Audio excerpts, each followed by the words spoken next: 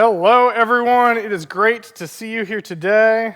If we haven't met, my name is Jason. I'm one of the pastors here at Timberlake in Duval, and I'm really excited for a couple reasons. And one of them is that you've chosen to join us on the very last day of 2023, and that is special to me. Now, I hope that's not news for you. But if you can just for a second, take a trip back with me to the beginning of this year, to January, I wonder who here remembers your New Year's resolutions. This is a PSA for you. If you don't know, you've got about 12 hours left to fit in those last 14 rounds of golf. I was going to swing, and I decided I was going to embarrass myself, so I didn't do that. And then maybe you've got 27 books left. Squeeze them in.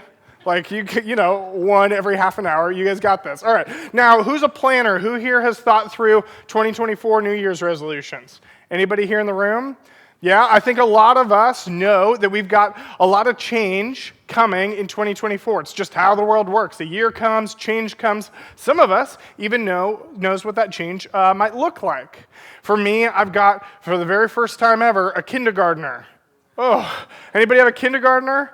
Anybody have somebody starting middle school? Starting high school? Yeah, change happens all the time. So there's a big one. Number two, we're in the middle of moving into a new house, which is super exciting and very stressful and very tiring. Yep, change all the time. And number three, the lease on my Jeep is about to expire. And you guys are like, okay, one of those is really important. The other one's really important, and one of them's not that important, but let me tell you why I bring this up. You may not know this about me, but in my free time, I'm a wildlife and landscape photographer, just as a hobbyist. But if you're sitting back there and you're imagining what your uncle, got for Christmas this year, this is, I think, something a little bit different. I use my Jeep to get out to some crazy places. Let me show you a couple pictures. We've been in places all across the U.S. shooting wildlife, just having a grand time. Been in situations where next to my car there's packs of wolves running by. Or I could tell you stories of grizzlies bumping up against the bumper of this Jeep. Or about sliding really early, like right after getting the car, just sliding on a patch of ice with two moose running beside me. But all of those stories may seem intense or scary. None of them were as scary as the way that I got the Jeep to begin with. Let me tell you. I was out in the middle of Wyoming.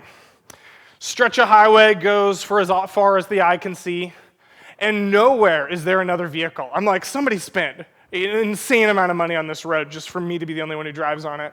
And we're just cruising down. I say we, I'm the only person in the car. And I was about 5 hours away from Denver.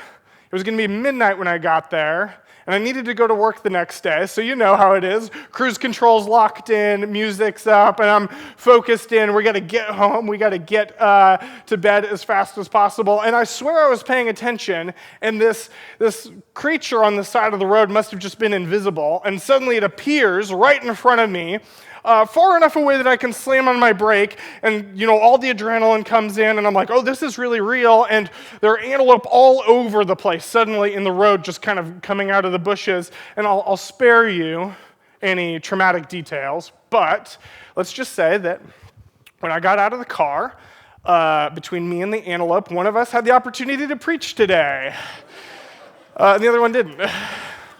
And so I felt terrible, and I stepped out, and I looked at my car, and I was actually pleasantly surprised, because I looked over, and I was like, I'm in the middle of nowhere.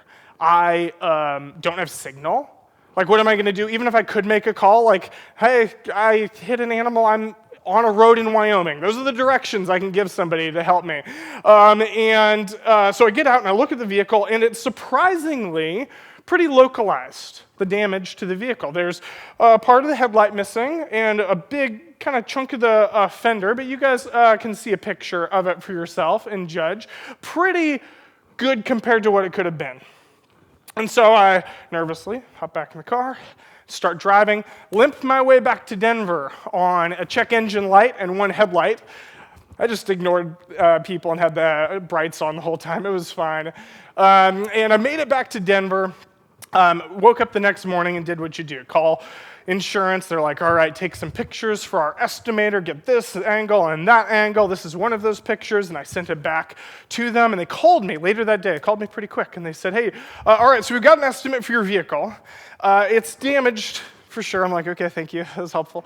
It's probably going to cost about $2,000 to fix. We're going to send it to a body shop, get it taken care of for you, and we'll get you a rental. Awesome. Okay.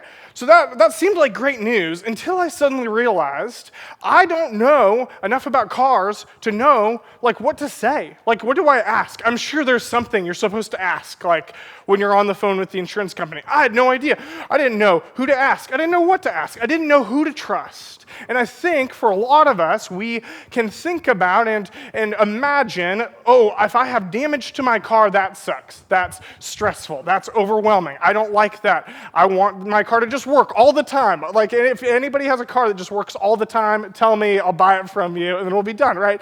But when we have damage in our car, most of us have insurance, maybe you even get a rental, everything's going to probably be okay.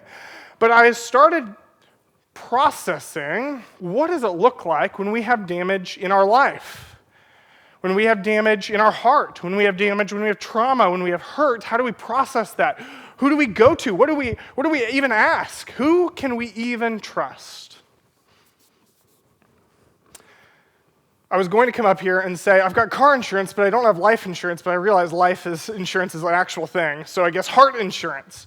You might have life insurance, you might have car insurance, but you probably don't have trauma insurance, heartbreak insurance. I spent all of my money and I don't know what to do insurance. When we're in those moments, who can you even trust? Now, there's some kind of easy answers that I kind of just want to get out of the way right away, because you guys are here, so that means you at least came to church, even if you wouldn't say, I come to church. But if you came to church today, do you have people here you feel like, I know, I can really genuinely trust this person? Do you have people here like that? Some of you, maybe many of us, would say, yeah, I mean, but it maybe depends on what it is, right? For some of you, you came here maybe for the first time. Welcome. Maybe for the first time after Christmas. You came to Christmas, that was your first time, now you're coming here. And maybe the reason that it took so long for you to decide to try it out is because you have hurt from church people. There's good reason that you didn't want to come, you didn't want to risk, you didn't want to experience that. Again, who can you even trust? Well, I have friends, and some of my friends are really good listeners. They're really good at listening, and I can tell them all sorts of things. Some of them aren't super good at not also saying that same thing to other people, which is kind of hard. And some of them will listen, and they'll keep my stuff to themselves, and they'll be thoughtful and empathetic about it, but the minute they try to give me advice, I know, I like you, I like being friends, I don't want to live your life. So when we're in those moments of crisis, in those moments of hurt, moments where the car insurance won't cover it, who can you even trust? In a hurt, broken world, who can you even trust? I want to set this up for you. 2,000 years ago, we all probably have an idea of where Greece is, but there's a city in Greece that I probably couldn't even point to on a map because it doesn't really exist anymore. It's just ruins. If people live there, it's just archaeologists. But the city's called Ephesus, and at the time, it was this bustling metropolis, big city, center of trade. Ephesus was a big deal. And there was a man named Paul who planted churches all around Greece and different parts of the Mediterranean, and Paul planted a church in Ephesus. And so after years, probably decades of this church growing, in a lot of ways flourishing, Paul decided, okay, I'm going to write a letter to this church that I planted and answer some questions, give some advice, and we're going to focus in on this idea of how the church can live as a unified, trustworthy people. So we're going to dive into Ephesians today. We're going to look in Ephesians 4. This letter has been preserved for thousands of years because Christians have regularly regarded it throughout the centuries as a valuable way of learning to live in connection and relationship with one another. But if you're in this room today and you're like, I don't really believe in the Bible, I don't really know about this Jesus thing, and I don't know what this random guy named Paul from 2,000 years ago can say that'll help me in 2023, almost 2024, well, I actually think that we're going to learn a lot of things that are going to be really valuable for everybody today, because all of us want trustworthy people in our lives, right? I think all of us want to be trustworthy people. So buckle up, stay with me as we dive into Ephesians 4 and see if just maybe every one of us can get something valuable out of this. Ephesians 4, verse 14, Paul is going to tell us first, this first element of trustworthy people speak truth in love. Verse 14, then we will no longer be infants tossed back and forth by the waves and blown here and there by every wind of teaching and the cunning and craftiness of people in their deceitful scheming. It's kind of harsh words, Paul. 15, instead, speaking the truth in love, we will grow to become in every respect the mature body of him who is the head, that is Christ. Christ is another name for Jesus, a title for Jesus. And I read this the first time, and I was like, the cunning and craftiness of deceitful scheming is like a lot. Like, maybe something was happening in Ephesus or in Paul's time that I don't get. But as I started to process this, I realized somebody tried to scam me when I was buying a refrigerator yesterday. Like, let me tell you this story. I did kind of the biggest career swing that I've at least ever heard of. I used to work on a farm. Has anybody worked on a farm? Yeah, a couple other people in here. Yeah, okay. So I used to work on a farm, and when I was done with that job, I decided I would take a very similar job, and I would go run IT for a small nonprofit. So I was working part-time while I was working on my bachelor's degree, and then one day I was commuting, and I got the dreaded phone call. And if you're not an IT person, you probably don't know what this call sounds like, but I'm about to tell you. It sounds like, hey, Jason, nobody can access their files on any of their computers, whether they're local files, like on their computer or in our private server. No one can access their files. And I was like, oh, okay, cool. So they told me, we started digging into what it was, and there's this thing called ransomware. If you don't know what ransomware is, that's okay. I'm about to tell you. Ransomware is a virus that when it gets on your computer, it passwords protects basically everything in your computer. And it doesn't tell you what the password is. So what do? You got to call the person, or really, you don't make a call, but you got to pay the person who made the virus to give you the password so you can have your files back. Ransomware. Well, it was 2014, and this ransomware was taking the world by storm. Does anybody remember CryptoLocker? Anybody? I'm looking for my IT nerds here in the room. Yeah, a couple people remember. All right, now we know who the nerds are. We can commiserate later. Yes, it was CryptoLocker. You're like, wow, guys, cool name. So they locked everything down, and really the only way to get it back, we had to load backups that went all the way to a week prior. We lost all of the data for the organization for a week. Getting CryptoLocker out of our system. And so we decided at the end, okay, we've got to figure out what happened. And we went and we searched, like, what could have caused this? And here's what it was. It was really simple. Somebody had been really cunning, crafted a careful email, kind of a deceitful scheme, as Paul might put it. And they sent it to one of our lead admins. And in it was a link that looked like something else, maybe a Bible verse or something, I don't know. It was a Christian organization, but for whatever reason, when the admin clicked it, it spread this virus to everything. Guys, we live in a world that's full of these sort of tricks and lies and deceitful schemes. And if you haven't been scammed lately, you've probably gone on Facebook and Instagram. And I just feel like every time I log in, I'm like, I don't know what's true. I don't know what to believe. We're about to enter an election year. And if you, like me, have experienced this, it feels like every time we have an election year, it gets harder to know, who can I even trust? We use words like misinformation, fake news, and it's all so much, all the time. Who can I even trust? And what I want Paul to do is to come here and to tell me How do I not get trapped by these deceitful schemes, as he puts it? But Paul doesn't tell us how to do that. Because look, guys, I can tell you how to avoid crypto locker now. I can tell you what a refrigerator scam looks like on Facebook. But in 2024, there's going to be something new. There's going to be something new for me, and it's going to be different for you. We're always in a world that's hurt, and that's full of tricks, and it's full of people who just don't know any better. So what does Paul say? What does Paul say to the Ephesians? Because they were experiencing the same sort of thing. He says, here are the sorts of people you should be, not to avoid this world, but to weather it. And that sort of person, element one for a trustworthy person, is a person who speaks truth out of love. And we all know somebody who speaks a lot of little fluffy, lovey words, but you don't know what they're actually saying. Or you think they're probably just saying what you want to hear. And we all know somebody who says it like it is, and you're like, this is making things worse, not better. And I know that because sometimes I'm that person. We all know people who can do one or the other, but Paul's first element for trustworthy people, if you want to find trustworthy people in your lives, look for people who speak truth in love. And if you want to know if you're doing this, does the advice that you give other people benefit you? Does it ever cost you? Does it cost your image?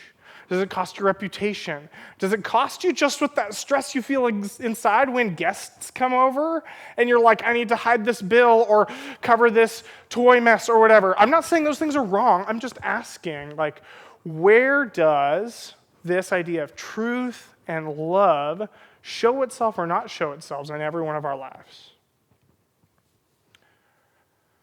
So if the first element of a trustworthy person is a person who speaks truth in love, the second element is this. Trustworthy people respond. They respond to that truth. They respond to words from other people with growth and change. Here, follow me in verse 22. You were taught with regard to your former way of life, hold on to that idea, former way of life, old way of life. Former way of life, to put off your old self. Ooh, old self, interesting, okay.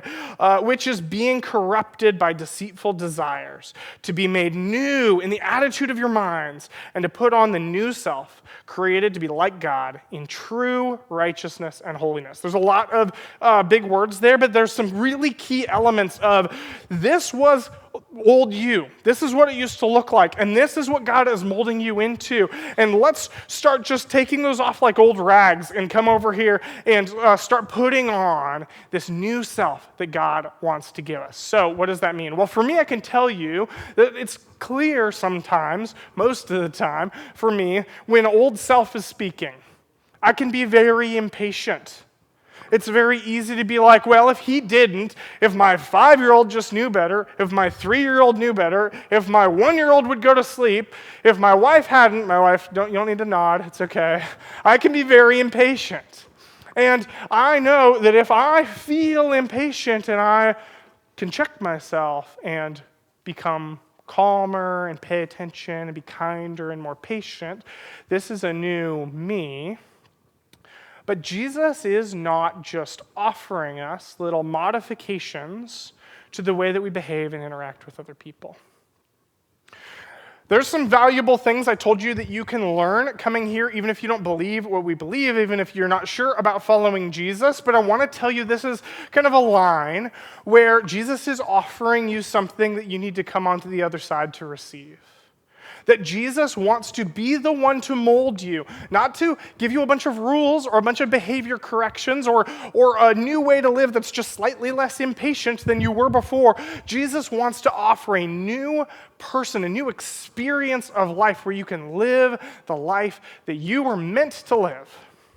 And what I do not mean by that is that following Jesus means your problems get fixed. But our world tells us that the thing you need to spend your time and your money on are the things that are going to set you up for success. Invest in this, bond, buy a house, or maybe for your family.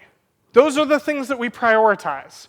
Do you. Get your best job. Get into the right relationship with the right person. I'm not saying any of those things are bad, but here's the thing. I want you to know that Jesus doesn't fix it just like this, but neither do all those other things. And that's unfortunate, I wish, but let me prove it to you. Getting into that new house didn't give you the opportunity to suddenly no longer have anxiety. Getting into that new job didn't cure your depression.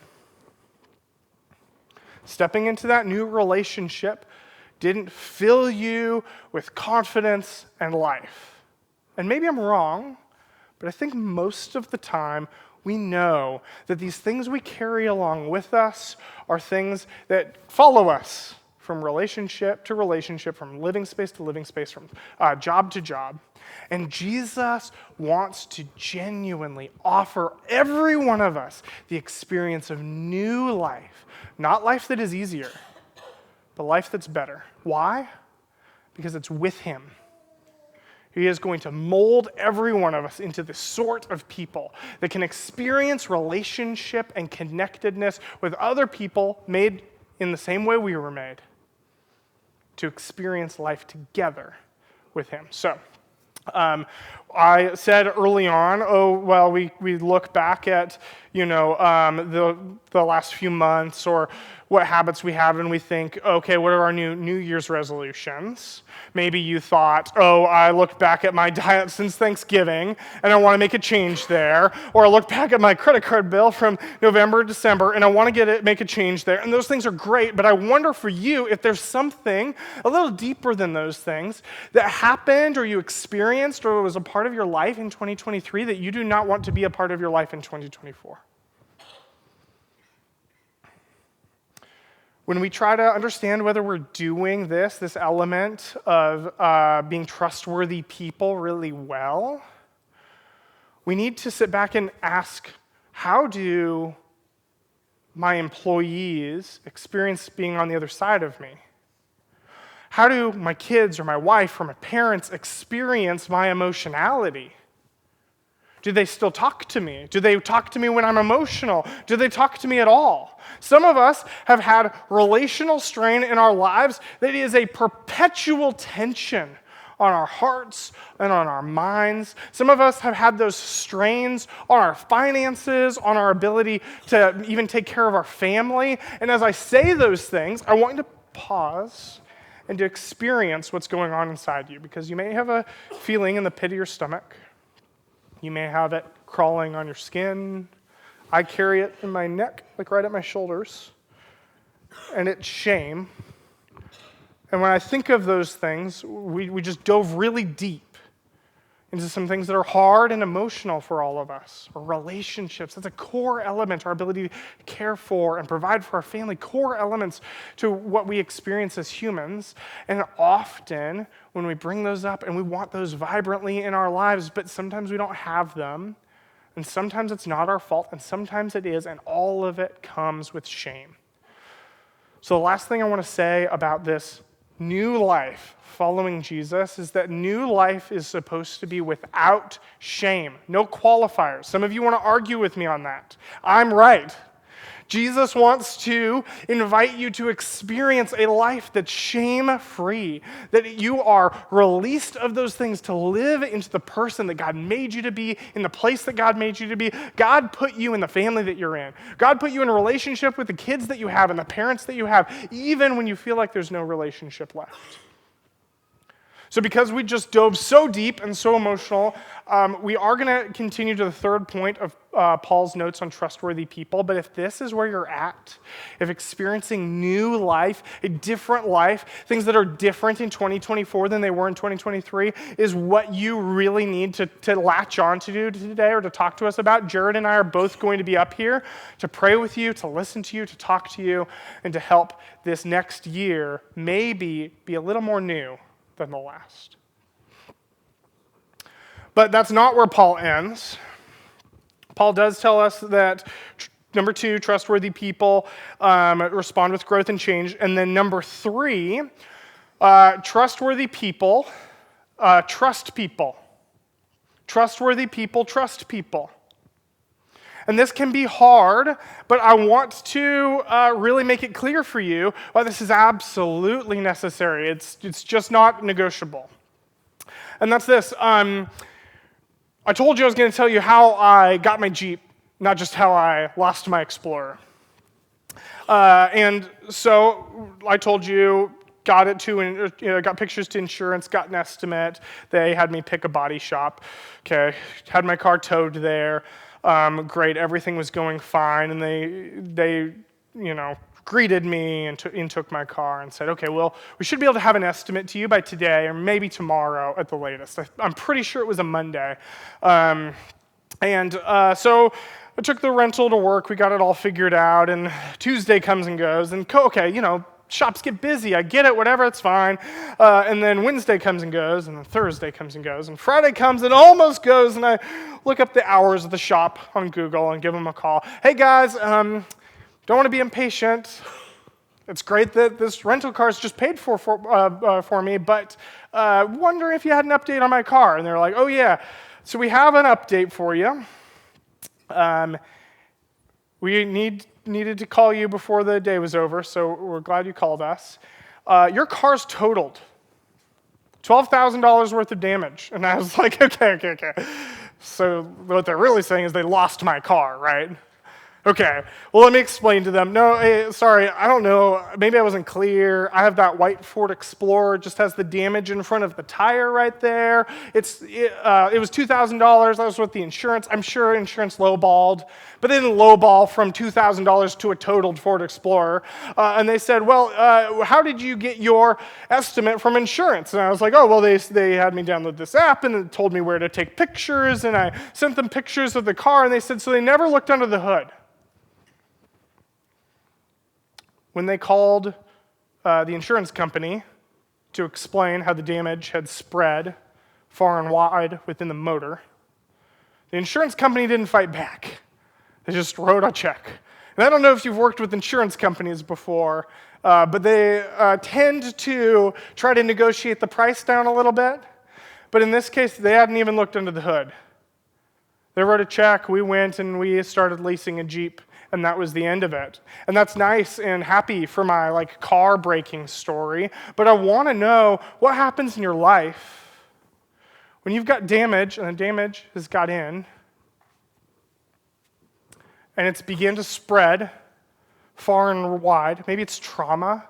Sometimes that's trauma that is almost as old as you are. Maybe that's hurt from an incident or a relationship that shouldn't have hurt how it was. And so now because there's a should that I just inserted into this conversation, you feel like, okay, well, I'm just not going to tell anybody, I'm going to deal with it myself.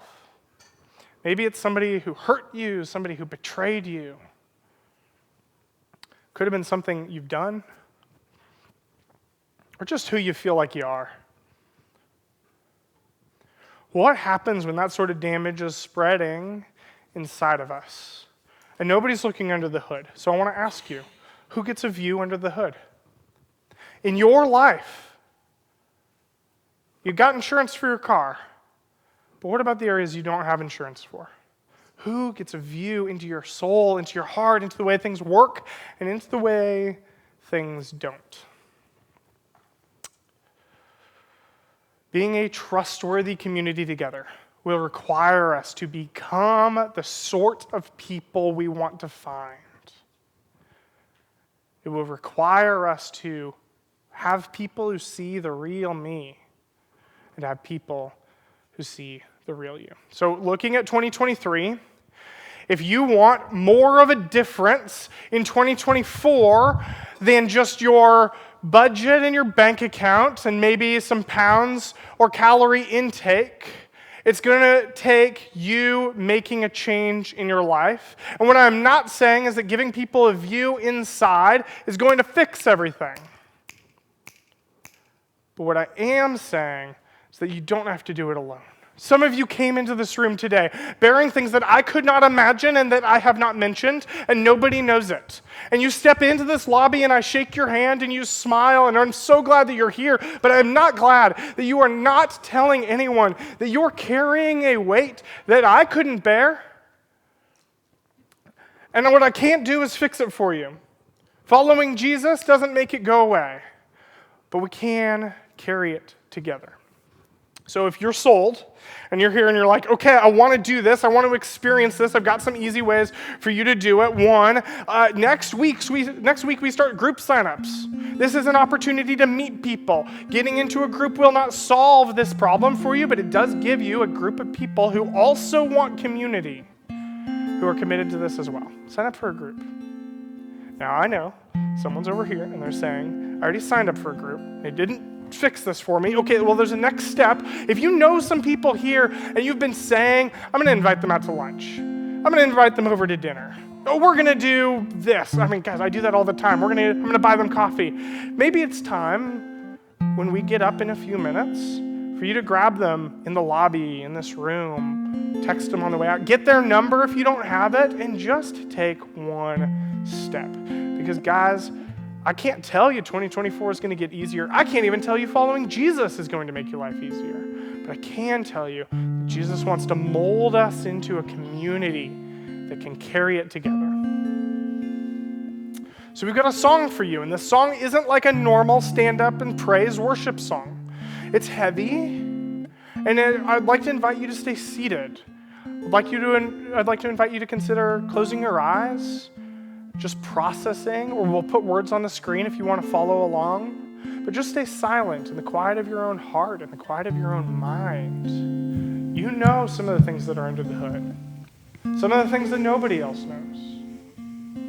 So during this time, would you reflect on what it might take for you to give someone else a view under the hood in your life?